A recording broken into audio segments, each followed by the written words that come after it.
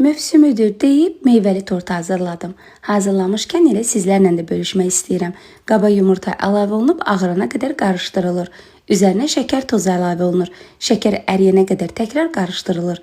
Üzərindən qaynar su əlavə olunur. Sonda qabartma vanilin un əlavə olunub təkrar qarışdırılır. Hazır olan kütlə soba listinə yağlı kağız sərilib üzərinə əlavə olunur. Əvvəldən qızdırılmış sobada bişirilir. Sizlər isə mütləq yaddaşa alıb hazırlayıb bəhbəhlə nuş edin. Hazır olan biskvit tam soyuyur.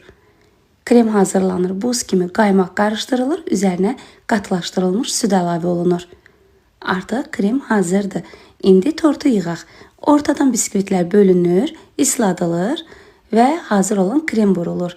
İstədiyiniz meyvədən əlavə edə bilərsiniz. Mən bu dəfə çiyələk və çiyələk sirobundan əlavə etdim.